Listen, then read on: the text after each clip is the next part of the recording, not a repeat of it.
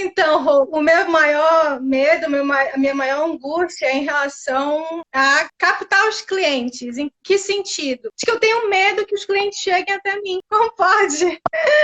Estudei 5 anos, eu estudo todos os dias, todos os tipos de conteúdo, assisto conteúdo, assisto aula de TCC, assisto tudo, mas quando vem a ideia de vir um paciente, de chegar para ser atendido, eu começo a ficar desesperada. É uma honra receber cada um de vocês, é uma honra estar aqui servindo, né? Porque eu entendo que o grande senso de propósito, o maior propósito que o ser humano tem nessa terra é a oportunidade de servir com aquilo que ele tem de melhor.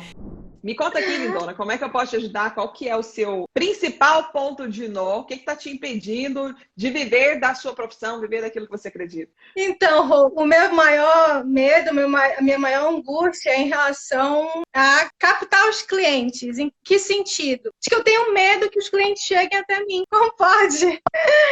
Estudei 5 anos, eu estudo todos os dias, todos os tipos de conteúdo, assisto aula de TCC, assisto tudo, mas quando vem a ideia de vir um paciente, de chegar para ser atendido, eu começo a ficar desesperada. Ontem uma pessoa entrou em contato comigo, né, por indicação do meu psicólogo, ele me indicou, e a pessoa pegou as informações, eu até utilizei o teu método de não dar o preço na cara, né, mas de sempre falar os benefícios, usei isso, foi muito bom, ela gostou. Uhum. Mas para desmarcar me deu um Sim. desespero, eu me senti incapaz, me senti fraca para isso, e vários pensamentos disfuncionais, né? E várias coisas ruins que acontecem, achava que não ia dar conta. Isso é o que me desespera. E o meu medo é esse, de não me sentir capaz, apesar de ter anos de formada. Deixa eu te dizer uma coisa. Primeiro eu quero te reconhecer, tá? Parabéns por você assumir publicamente isso. E com certeza isso aqui já é um avanço para você, tá? Isso aqui já é parte do seu processo de crescimento e evolução dentro desse problema.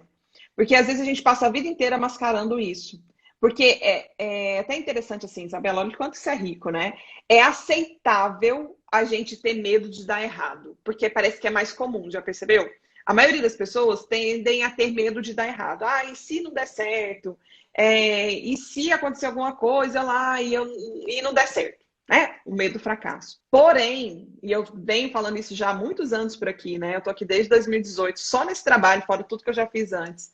Mas o que eu vejo que é mais comum entre psicólogos é o medo de dar certo. E você está assumindo publicamente que o seu medo é o medo de dar certo. Porque, querendo ou não, olha só, qual que é o nosso maior sonho? Ter a agenda cheia. Atrair a atenção das pessoas. Fazer com que elas venham e cheguem até o nosso trabalho, porque, obviamente, somos prestadores de serviço. Quanto mais você atende, quanto mais você trabalha ali dentro daquilo que é o seu foco, mais você vai crescer. Então, querendo ou não, esse é o nosso maior desejo, né? Esse é o nosso maior objetivo e tudo. Porém, o que eu tenho visto? Que pessoas que são autocríticas demais, elas tendem a entrar na zona do perfeccionismo. E aqui eu entendo que tem alguém com esse problema. Porque quando você fala assim, Rô, eu estudo todo dia, e eu vim estudando, né, 5 anos, e continuo estudando todo dia, é lindo estudar todo dia e é um senso de responsabilidade. Agora, a minha pergunta para a Isa é, qual é a intenção dela ao estudar todo dia? É para alimentar esse sentimento de que eu não está completo e eu preciso aprender mais, porque não está completo, logo falta alguma coisa? Ou não, é um senso de melhoria contínua, numa ideia de que eu já estou ciente de quem eu sou como profissional e posso melhorar porque todo mundo está no caminho de evolução e melhoria para a vida. E entende que essas duas coisas mudam completamente seu foco? Porque se você vai para o movimento de estudo, Isa, com a ideia de que falta alguma coisa, vem a ideia da impostora e a impostora nunca está pronta. E é por isso que quando a pessoa chega, a impostora trava. E ela fala assim, nossa, mas e se eu não der conta do trabalho com ela? E se essa pessoa mostrar que eu não sou tão boa quanto eu acho que eu sou? E se esse atendimento não evoluiu o suficiente e clarificar, né? Colocar na minha cara aqui que, poxa, tudo isso que eu fiz até então não valeu tanto a pena. Então, é esse o antídoto para lidar com esse problema aqui. É a gente reconhecer que não é uma ideia de preparar para estar completo, mas é preparar para melhorar aquilo que pode, mas lidando com aquilo que já existe. E lógico, né? Você falou que já tem um tempo de formada, o que vai gerar para você esse sentimento completo aqui de senso de merecimento, de capacidade, é a prática. Mas para isso vai precisar desse primeiro passo, que é aceitar o erro. A gente passa a vida inteira fugindo do erro. E claro que a gente tem um senso de responsabilidade, foi até isso que eu falei aqui, né? Na live, a gente está lidando com pessoas, a gente está lidando com a saúde emocional das pessoas. Mas sabe o que é o mais importante? Na minha visão, tá? Eu tenho 16 anos de formada, estou na psicologia desde o ano 2000. Para mim, o que muda o jogo num processo terapêutico se chama empatia, se chama vínculo. A técnica, ela vem após isso. A ferramenta, a abordagem, o que for, vai vir como um complemento disso. Porque o que vale inicialmente numa relação, principalmente que envolve duas pessoas nesse ambiente de tratamento, seja médico, seja nutricionista, seja fisioterapeuta, seja psicólogo, se chama empatia.